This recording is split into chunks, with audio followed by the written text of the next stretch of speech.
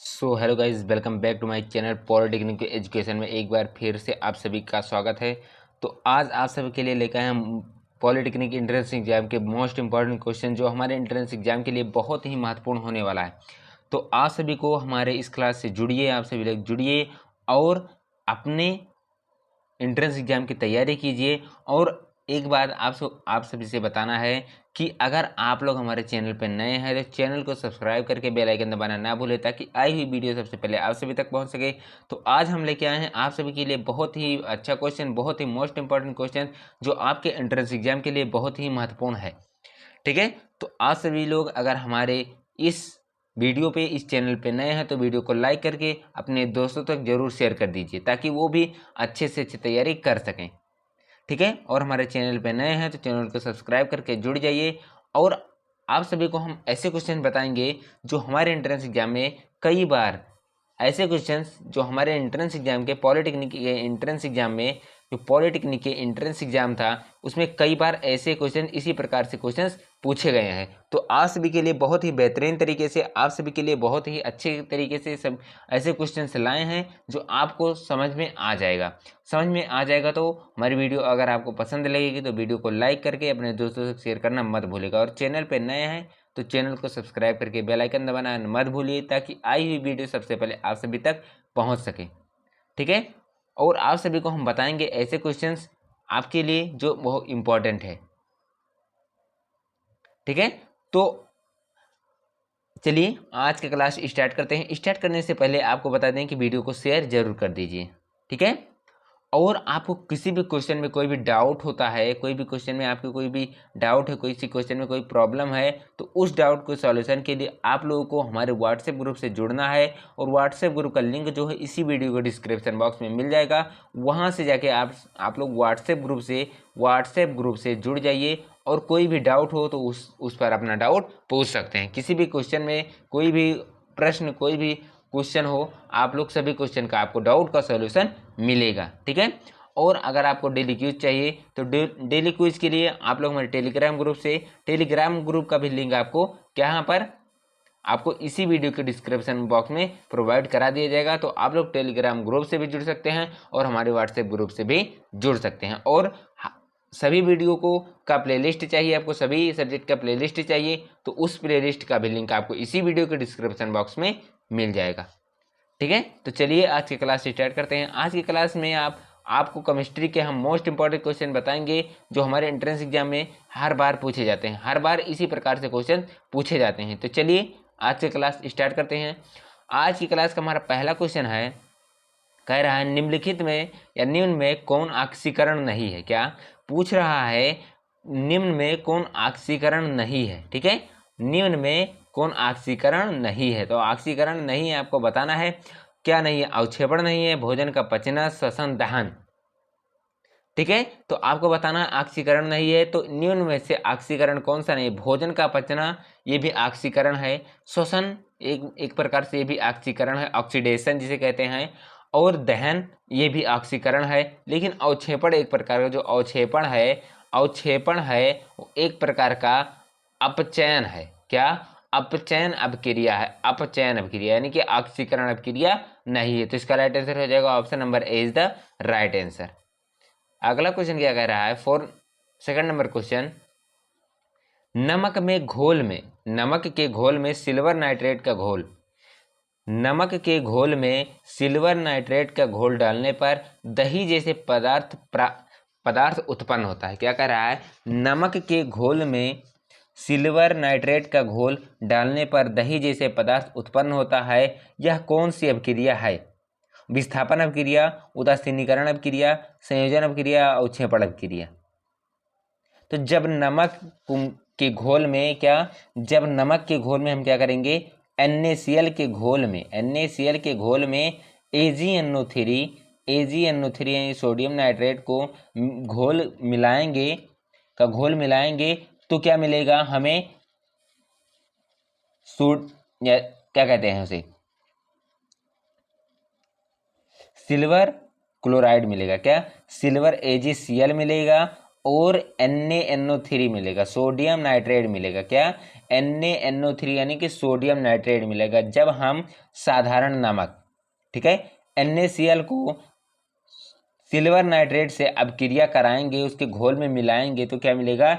AgCl यानी कि silver chloride और सोडियम नाइट्रेट, NaCl क्या है? सिल्वर नाइट्रेट मिलेगा।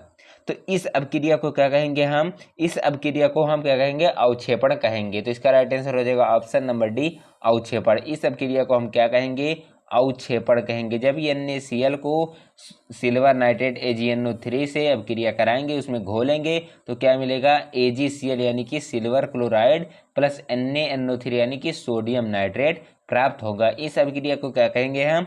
अवक्षेपण कहेंगे। तो इसका राइट आंसर हो जाएगा option number D is the right answer. अगला क्वेश्चन क्या है? 3 नंबर क्वेश्चन, संक्षारण किस प्रकार की अभिक्रिया है? पूछ रहा है जो संक्षारण है वो किस प्रकार की अभिक्रिया है। ठीक है, आपको बताना है संक्षारण किस प्रकार की अभिक्रिया, अपचयन अभिक्रिया, अवक्षेपण अभिक्रिया, उपचयन अभिक्रिया या संयोजन अभिक्रिया। ठीक है, तो जो संक्षारण है वो एक प्रकार का किस किस कौन सा अभिक्रिया है? उपचयन अभिक्रिया है। क्यों? क्योंकि जब कार्बन और, ठीक है, कार्बन को और O2 यानी कि ऑक्सीजन को जब इसका अपक्रिया कराएंगे तो क्या मिलेगा? CO2 कार्बन डाइऑक्साइड मिलेगा। किसी भी अपक्रिया में ऑक्सीजन का अनुपात बढ़ना क्या कहलाता है? किसी भी अपक्रिया में ऑक्सीजन का बढ़ना, ऑक्सीजन के अनुपात का बढ़ना क्या कहलाता है? किसी भी अपक्रिया में ऑक्सीजन के अनुपात का बढ़ना उपचयन कहलाता है। क्या कहलाता है? उपचयन कहलाता है। तो इसका राइट आंसर क्या हो जाएगा? उपचयन अभिक्रिया। संक्षारण किस प्रकार की अभिक्रिया है? तो संक्षारण जो है एक प्रकार से उपचयन अभिक्रिया है। तो इसका राइट आंसर क्या हो जाएगा? Option number C is the right answer. अगला क्वेश्चन क्या है? 4 नंबर क्वेश्चन, किसी रासायनिक अभिक्रिया में ऑक्सीजन के अनुपात का बढ़ना क्या कहलाता है? ठीक है, किसी रासायनिक अभिक्रिया में ऑक्सीजन के अनुपात का बढ़ना क्या कहलाता है? तो किसी भी रासायनिक अभिक्रिया में ऑक्सीजन के अनुपात का बढ़ना क्या कहलाता है? उपचयन कहलाता है। क्या कहलाता है? उपचयन कहलाता है।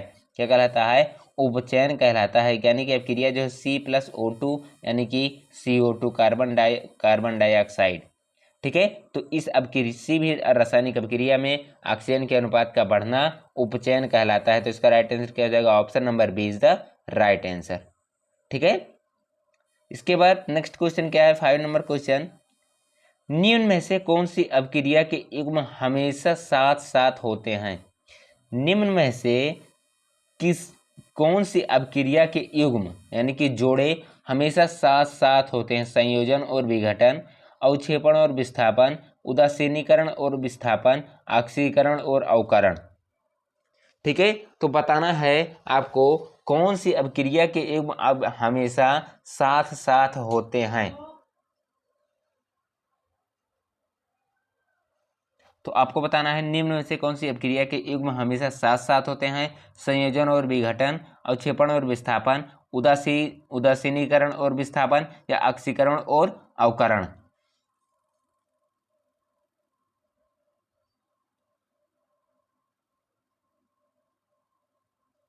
ठीक है, तो आप बताइए इस क्वेश्चन का आंसर क्या होगा?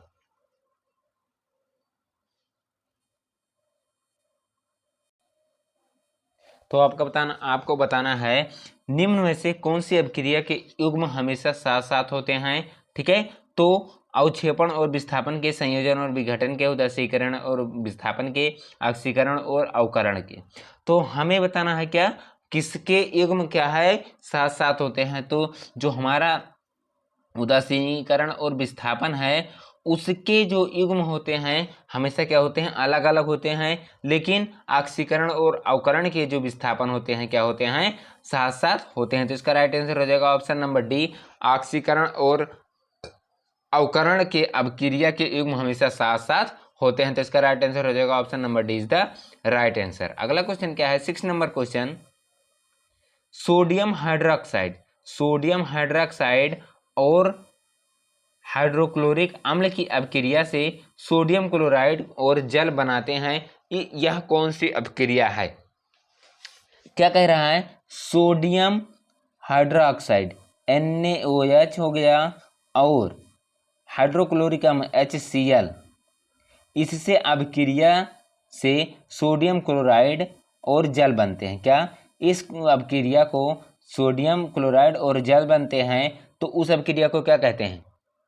उदासीनीकरण, विघटन, संयोजन या अवक्षेपण। तो जब हम किसी भी अम्ल और क्षार को यह क्या है? यह एक प्रकार का अम्ल है, ये HCl है, अम्ल है, और NaOH क्या है? क्षार है। जब हम अम्ल और क्षार का अभिक्रिया कराते हैं तो लवण यानी कि नमक और जल प्राप्त होता है। तो NaCl एक प्रकार का लवण है, नमक है, और HCl क्या है? जल है। तो इस अभिक्रिया को हम क्या कहते हैं? उदासीनीकरण अभिक्रिया कहते हैं। क्या कहते हैं? इस अभिक्रिया को हम क्या कहते हैं? उदासीनीकरण अभिक्रिया कहते हैं। तो इसका राइट आंसर हो जाएगा ऑप्शन नंबर ए, उदासीनीकरण अभिक्रिया। जब किसी अम्ल और क्षार के को उसका अभिक्रिया जब किसी अम्ल और क्षार का अभिक्रिया कराने पर लवण और जल प्राप्त होता है तो इस अभिक्रिया को क्या कहते हैं? हम उदासीनीकरण अभिक्रिया कहते हैं। तो इसका राइट आंसर क्या हो जाएगा? ऑप्शन नंबर ए, उदासीनीकरण अभिक्रिया। ठीक है, नेक्स्ट क्वेश्चन क्या है? अगला क्वेश्चन क्या कह रहा है? 7 नंबर क्वेश्चन, किसी अभिक्रिया में भाग लेने वाले पदार्थ क्या कहलाते हैं? क्या किसी अभिक्रिया में भाग लेने वाले पदार्थ क्या कहलाते हैं? प्रतिफल, अवकारक, अभिकारक या आक्सीकारक। ठीक है, आपको बताना है किसी अभिक्रिया में भाग लेने वाले पदार्थ क्या कहलाते हैं। तो किसी अभिक्रिया में भाग लेने वाले पदार्थ प्रतिफल कहलाते हैं। क्या कहलाते हैं? प्रतिफल कहलाते हैं। तो इसका राइट आंसर हो जाएगा ऑप्शन नंबर ए, किसी अभिक्रिया में भाग लेने वाले, कोई भी अभिक्रिया हो तो उसमें जो पदार्थ भाग ले लेते हैं उन्हें हम क्या करते हैं? कहते हैं प्रतिफल कहते हैं। क्या कहते हैं? प्रतिफल कहते हैं। तो इसका राइट आंसर क्या हो जाएगा? ऑप्शन नंबर ए, प्रतिफल। अगला क्वेश्चन क्या है? 8 नंबर क्वेश्चन, श्वसन किस प्रकार की अभिक्रिया है? क्या श्वसन किस प्रकार की अभिक्रिया है? ठीक है, तो आपको बताना है श्वसन किस प्रकार की अभिक्रिया है।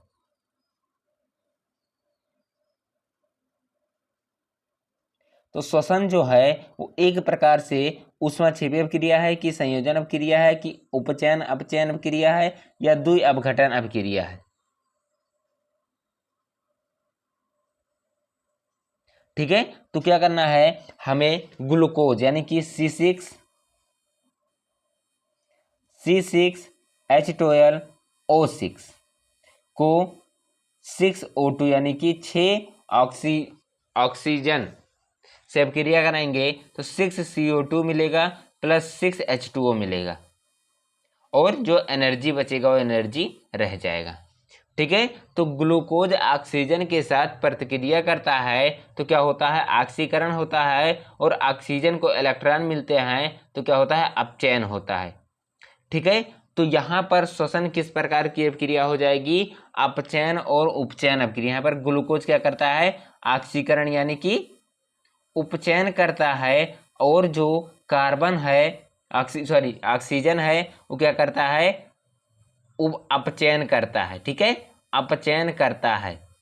तो यहाँ पर कौन सी अभिक्रिया हो जाएगी? उपचयन अपचयन अभिक्रिया हो जाएगी। श्वसन किस प्रकार की अभिक्रिया है? उपचयन और अपचयन अभिक्रिया है। तो इसका राइट आंसर हो जाएगा option number C is the right answer. अगला क्वेश्चन क्या कह रहा है? 9 नंबर क्वेश्चन,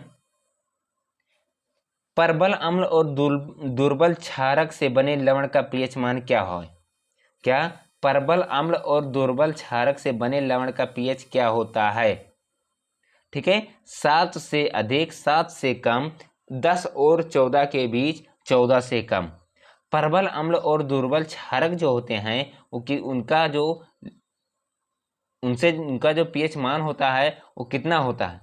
परबल अम्ल कहाँ है? दुर्बल क्षारक। तो परबल अम्ल जो होता है वो 7 से कम होता है। क्या होता है? 7 से कम होता है, और दुर्बल क्षारक भी 7 से ही कम होता है। और दुर्बल अम्ल जो होता है वो 7 से अधिक होता है, लेकिन जो दुर्बल अम्ल होता है, क्या दुर्बल अम्ल जो होता है वो 7 से अधिक होता है, और जो दुर्बल क्षार होता है वो 7 से अधिक होता है, लेकिन जो दुर्बल अम्ल होता है वो 7 से वो अधिक होता है, लेकिन दुर्बल क्षार 7 से कम होता है। तो प्रबल अम्ल और दुर्बल अम्ल से बने लवण का पीएच का मान कितना होता है? 7 से कम होता है। ये प्रबल अम्ल है और क्या है? दुर्बल क्षारक है। ठीक है, तो जो 7 से कम होता है वो दुर्बल क्षारक और प्रबल अम्ल होता है, और जो 7 से अधिक होता है वो दुर्बल अम्ल और प्रबल क्षारक होता है। तो यहाँ पर पूछा है प्रबल अम्ल और दुर्बल क्षारक से बना लवण का पीएच कितना होता है, तो उसका पीएच कितना होता है? 7 से कम होता है। तो इसका राइट आंसर हो जाएगा ऑप्शन नंबर बी, 7 से कम। ठीक है, अगला क्वेश्चन क्या है? 10 नंबर क्वेश्चन, क्षारक को जल में घोलने पर क्या मुक्त होते हैं? क्या क्षारक को, किसी भी कोई क्षारक ले ले, ठीक है, कोई भी क्षारक ले लेते हैं हम, जैसे NaOH ले लिए, NaOH ले लिए, किसी भी क्षारक को जब हम घोलते हैं तो क्या मुक्त होते हैं? यहाँ पर Na+ हो जाएगा और OH-, यानी कि OH- जो है ये क्या होता है? मुक्त होता है। किसी भी क्षारक को जल में घोलने पर, यानी कि H2O में घोलने पर, यहाँ पर मान लीजिए यहाँ जल है, इसमें घोले हैं, क्या है? यहाँ पर जल है तो इसमें घोले हैं, तो जो मुक्त होगा वो क्या होगा? OH- आयन क्या होता है? मुक्त होता है। लेकिन अम्ल में जो होता है H+ आयन होता है। ठीक है, क्षार में OH- और अम्ल में H+ आयन मुक्त होते हैं। तो यहाँ पर क्षारक पूछा है, तो इसका राइट आंसर क्या हो जाएगा? ऑप्शन नंबर ए, OH- आयन जो है वो क्या होता है? क्षारक को जल में घोलने पर मुक्त होते हैं, OH-। तो इसका राइट आंसर हो जाएगा option number A is the right answer. अगला क्वेश्चन क्या कह रहा है? दही में किस प्रकार का अम्ल पाया जाता है? क्या पूछा है? दही में किस प्रकार का अम्ल पाया जाता है? लैक्टिक अम्ल, साइट्रिक अम्ल, ऑक्जेलिक अम्ल या अन्य? ठीक है, जो लैक्टिक अम्ल है, क्या है? लैक्टिक अम्ल है, ये किस में पाया जाता है? ये दही में पाया जाता है। क्या ये दही में पाया जाता है? लेकिन जो साइट्रिक अम्ल है ये खट्टे चीज़ों में पाया जाता है। किसमें? खट्टे चीज़ों में पाया जाता है। खट्टी चीज़ें जो होती हैं ये खट्टे फलों में पाया जाता है, खट्टे फलों में पाया जाता है। ठीक है, और जो ऑक्जेलिक अम्ल है ये पालक में पाया जाता है, पालक में पाया जाता है। ठीक है, पालकों में क्या है? पाया जाता है। तो लैक्टिक अम्ल जो है वो क्या है? दही में पाया जाता है। तो इसका राइट आंसर क्या है? पूछा है दही में किस प्रकार का अम्ल पाया जाता है, तो दही में लैक्टिक अम्ल पाया जाता है। तो इसका राइट आंसर हो जाएगा option number A is the right answer. अगला क्वेश्चन क्या है? किसी अम्ल में मुख्य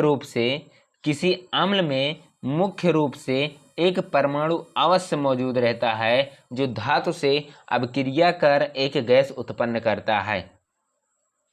ठीक है, पूछा है किसी अम्ल में मुख्य रूप से एक परमाणु अवश्य मौजूद रहता है जो धातु से अभिक्रिया कर एक गैस उत्पन्न करता है, वो क्या है? हाइड्रोजन, ऑक्सीजन, नाइट्रोजन या अमोनिया? ठीक है, तो क्या पूछा है? एक किसी अम्ल मान लीजिए HCl, हाइड्रोक्लोरिक अम्ल है। ठीक है, उसे क्या किसी एक परमाणु अथवा मौजूद रहता है जो धातु अभिक्रिया कर, यानी कि Zn ले लेते हैं, जिंक ले लेते हैं, उससे अभिक्रिया कराते हैं तो ZnCl2 मिलेगा। ZnCl2 में यानी कि जिंक क्लोराइड प्लस H2 क्या हो जाएगा? बाहर, यानी कि हाइड्रोजन गैस जो है वो क्या हो जाएगा? बाहर। हाइड्रोजन गैस जो है वो बाहर की ओर निकल जाएगा, यानी कि वो उत्पन्न हो जाएगा। तो क्या पूछा है? किसी अम्ल में मुख्य रूप से एक परमाणु अवश्य मौजूद रहता है जो धातु से अभिक्रिया कर एक गैस उत्पन्न करता है, यानी कि जिंक एक प्रकार का धातु है, इससे अभिक्रिया करके क्या एक प्रकार का गैस उत्पन्न करता हुआ कौन सी गैस होगी? तो वह गैस है हाइड्रोजन गैस होगा। तो इसका राइट आंसर क्या हो जाएगा? Option number A, hydrogen gas. क्या? Option number A, hydrogen gas. इसका राइट आंसर हो जाएगा option number A, hydrogen gas.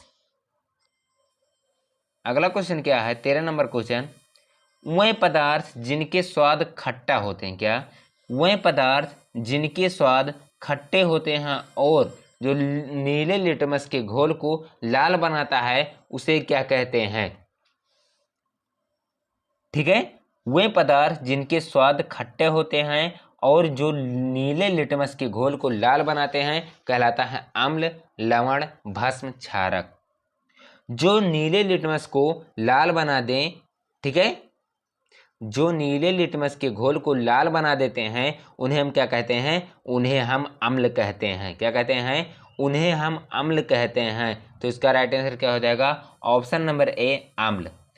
नीले लिटमस पेपर को लाल बनाने की प्रक्रिया को क्या कहते हैं, उसे हम क्या कहते हैं, अम्ल कहते हैं। क्या कहते हैं, अम्ल कहते हैं। तो इसका राइट आंसर हो जाएगा ऑप्शन नंबर ए, अम्ल। अगला क्वेश्चन क्या है, 14 नंबर क्वेश्चन, जल में घुलनशील भस्म क्या कहलाते हैं।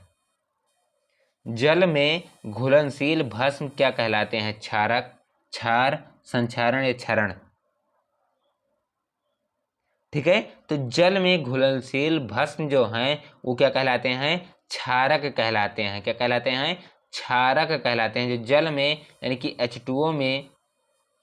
H2O में घुलनशील भस्म क्या कहलाते हैं, क्षारक कहलाते हैं। क्या कहलाते हैं, क्षारक कहलाते हैं। तो इसका राइट आंसर हो जाएगा ऑप्शन नंबर ए, क्षारक। क्या, option number A is the right answer, क्षारक।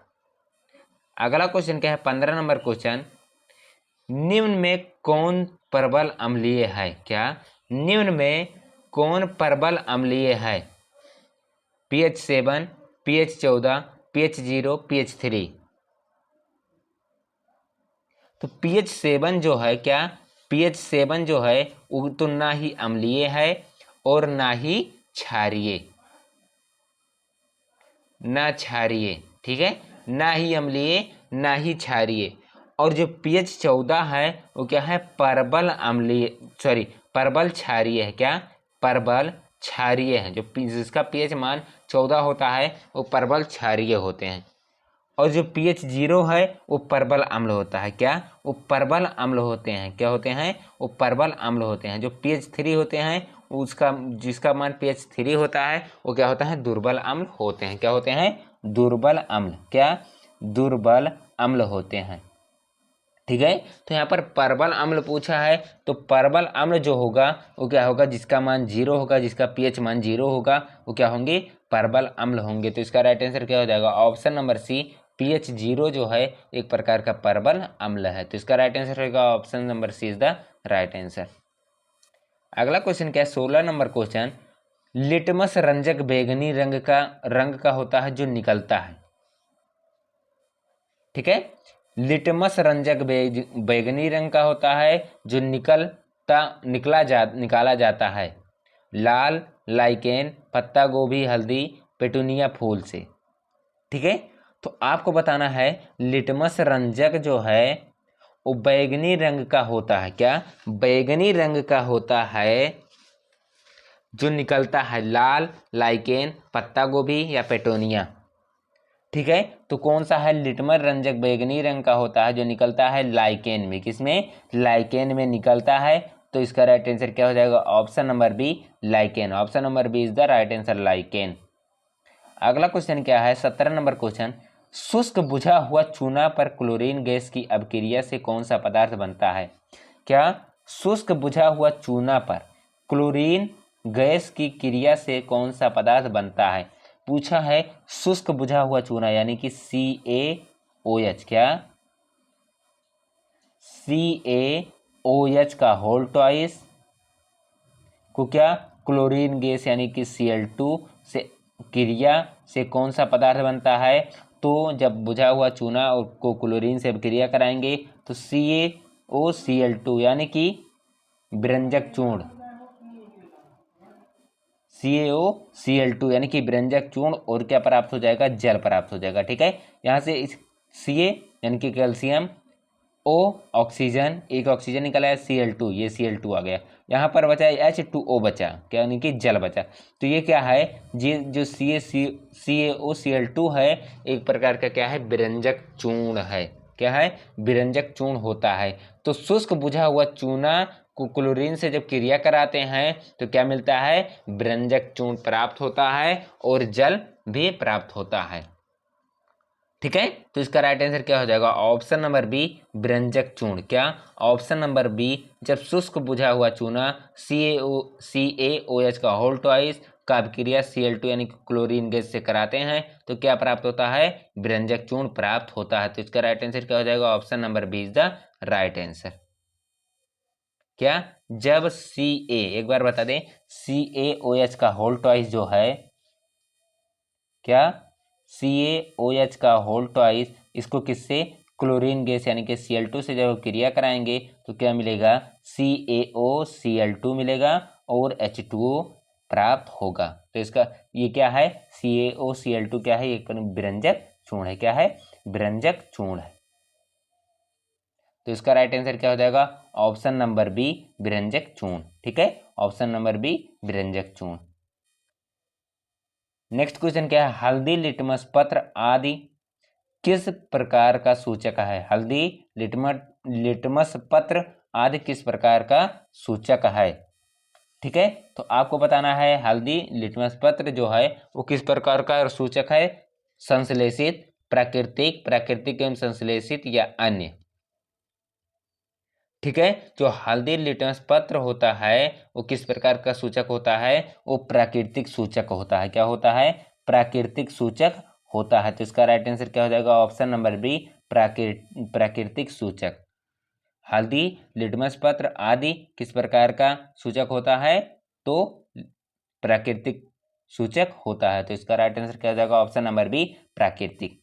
अगला क्वेश्चन क्या है, अपच का उपचार करने के लिए निम्न में से कौन सी औषधि का उपयोग होता है। क्या, अपच का उपचार करने के लिए निम्न में से कौन औषधि का उपयोग होता है, एंटासिड, एंटीबायोटिक, एनाल्जेसिक या एंटीसेप्टिक। ठीक है, तो आपको बताना है कि उपज का उपचार करने के लिए निम्न में से किस औषधि का उपयोग किया जाता है। तो अपच का उपचार करने के लिए हम किस औषधि का उपचार करते हैं, तो एंटीबायोटिक का, किसका, एंटीबायोटिक का औषधि का उपयोग करते हैं। तो इसका राइट आंसर क्या हो जाएगा, ऑप्शन नंबर बी, एंटीबायोटिक। अपच का उपचार करने के लिए निम्न में से कौन सी औषधि का उपयोग होता है, तो एंटीबायोटिक। तो इसका राइट आंसर हो जाएगा ऑप्शन नंबर बी, एंटीबायोटिक। अगला क्वेश्चन क्या कह रहा है, 19 नंबर क्वेश्चन, निम्न में से कौन ऑक्सीकरण नहीं है। एक क्वेश्चन पहला नंबर क्वेश्चन था, इस बार फिर वही क्वेश्चन आ गया है, दोबारा आ गया है। तो आप लोगों को मैंने बता दिया था पहले क्वेश्चन में, जो निम्न में से ऑक्सीकरण नहीं है, अवक्षेपण जो है वो ऑक्सीकरण नहीं है। तो इसका राइट आंसर हो जाएगा option number B is the right answer. ठीक है, तो हमें उम्मीद है आप सभी को हमारी वीडियो अच्छी समझ में आ गई होगी। अगर समझ में आ गई हो तो वीडियो को लाइक करें और दोस्तों तक शेयर करना ना भूलें। और हमारे चैनल पे अगर आप लोग नए हैं, तो चैनल को सब्सक्राइब करके बेल आइकन दबाना ना भूलें, ताकि आई हुई वीडियो सबसे पहले आप सभी तक पहुंच सके, ताकि आप लोग भी अच्छे से अच्छी तैयारी कर सकें। ठीक है, अगर कोई भी क्वेश्चन में आपको कोई डाउट होता है तो डाउट सॉल्यूशन के लिए आप लोग हमारे व्हाट्सएप ग्रुप से जुड़ जाइए। व्हाट्सएप ग्रुप का लिंक आपको इसी वीडियो के डिस्क्रिप्शन बॉक्स में मिल जाएगा और वहां से जाके आप लोग जुड़ सकते हैं। और डेली क्विज के लिए आप लोग हमारे टेलीग्राम ग्रुप से भी जुड़ सकते हैं, टेलीग्राम ग्रुप का भी लिंक मिल जाएगा। और सभी सब्जेक्ट का आपको प्लेलिस्ट चाहिए तो उस प्लेलिस्ट का लिंक भी आपको इसी वीडियो के डिस्क्रिप्शन बॉक्स में प्रोवाइड करा दिया जाएगा। लेकिन अगर आप हमारे चैनल पर नए हैं तो प्लीज़ चैनल को सब्सक्राइब करके बेल आइकन दबाना ना भूलें। और वीडियो हमारी अच्छी लगी हो तो वीडियो को लाइक जरूर कीजिए। ठीक है, कमेंट में बताइए कि हमारा वॉइस आपको कैसा लगा, हमारी पढ़ाई हुई तरीका कैसी लगी। अगर अच्छे लगे हो तो कमेंट में एक लाइक जरूर दीजिएगा। ठीक है, तो फिर मिलेंगे हम नेक्स्ट क्लास में, अगली वीडियो में। तब तक के लिए आप लोग को बेस्ट ऑफ लक।